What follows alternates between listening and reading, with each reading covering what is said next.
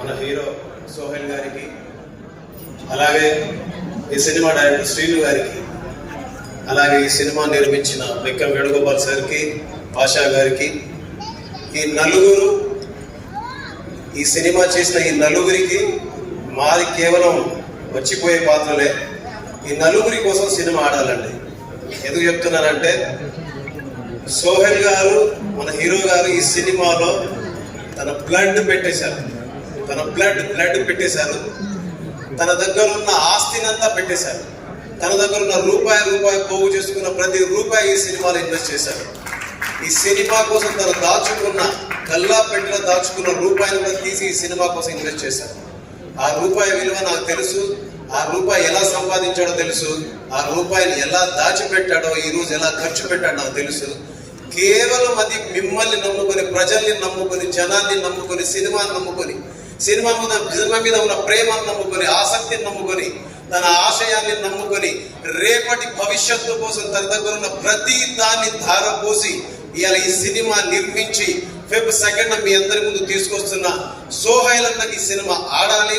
ఈ సినిమా తర్వాత 10 సినిమాలు, 15 సినిమాలు, 20 సినిమాలు తను హీరోగా సంతకాలు చేయాలని మనస్ఫూర్తిగా ఆయన స్నేహితుడిగా కోరుకుంటున్నాను.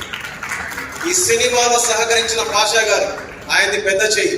ఆయన చూస్తే పెద్ద మనిషిలా కనిపిస్తారు, ఇంత కొంచెం లావుగా కనిపిస్తారు, కానీ చాలా పెద్ద మనసు ఆయన. ఆయన ఈ సినిమా విషయంలో సోహెల్ గారికి ఆయన అండగా నిలబడ్డట్టు ఎవ్వరు నిలబడలేదు. అండగా కాదు, దండగా కాదు, నేనున్నా నీకోసం అని ఒక తండ్రిగా, ఒక తల్లిగా, ఒక స్నేహితుడిగా, ఒక ఆపద్ బాంధవుడిగా ఈరోజు పాషా గారు నిలబడ్డారు. ఇవన్నీ ఎందుకు చెప్తున్నానంటే, 3 సంవత్సరాల నుంచి నాతో తిరుగుతూ పాట చేయించుకుంటూ, యాక్సిడెంట్ అయినా కూడా, కాళ్ళు ఇరిగిపోయినా కూడా ఒక డైరెక్టర్ సినిమా మీద ప్యాషన్ తోటి కొన్ని సంవత్సరాల కష్టాన్ని ధారపోసి 2 వ్యక్తుల్ని పట్టుకొని సినిమా నిర్మాతగా, ఒక హీరోగా పెట్టుకొని 3 సంవత్సరాల నుంచి రాత్రింబవళ్ళు నిద్ర ఆహారాలు మాని కుటుంబాన్ని వదిలేసి ఈ సినిమాకి ఎలా కష్టపడ్డాడో మన డైరెక్టర్ శ్రీనివాస్ గారి కోసం ఈ సినిమా ఆడాలి. ఇవన్నీ ఎందుకు చెప్తున్నానంటేనండి, రేపేమవుతుందో ఈరోజు మనకు తెలియదు, ఎల్లుండి ఏమొస్తుందో ఈరోజు మనకు తెలియదు.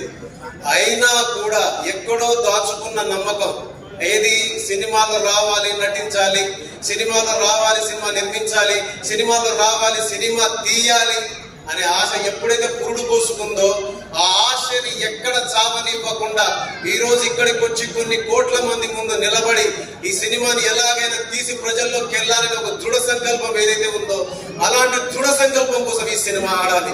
అలాంటి దృఢ సంకల్పాన్ని మీరందరూ బలపరచాలి.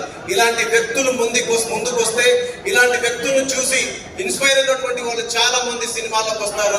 వాళ్ళ ఆశల్ని, వాళ్ళ ఆశయాల్ని బిగ్ స్క్రీన్ గా చూసుకుంటారు. ఇలాంటి వాళ్ళందరినీ మీరు ప్రేమించాలని, మనస్ఫూర్తిగా దీవించాలని, మనస్ఫూర్తిగా మీరు ఆశీర్వదించాలని, రేపు మీరందరూ సినిమాలోకి వచ్చి, థియేటర్లోకి వచ్చి వాళ్ళు పడ్డ కష్టాన్ని మీరందరూ గుర్తించాలని, వాళ్ళని చూసి చాలా మంది సినిమాల్లోకి వచ్చి కొత్త సినిమాలు, కొన్ని వేల సినిమాలు నిర్మించి కొన్ని వేల మందికి కడుపు నింపాలని, కొన్ని వేల మందికి పని కల్పించాలని, కొన్ని వేల సినిమాల నిర్మాణం జరగాలని మనస్ఫూర్తిగా కోరుకుంటూ, ఈ సినిమా ఆడాలని మనస్ఫూర్తిగా కోరుకుంటూ, ఇంతసేపు నా మాట విన్నందుకు, అవకాశం ఇచ్చినందుకు, ఇక్కడ వచ్చిన వాళ్ళందరికీ, విచ్చేసిన వాళ్ళందరికీ జై హింద్, నమస్కారం.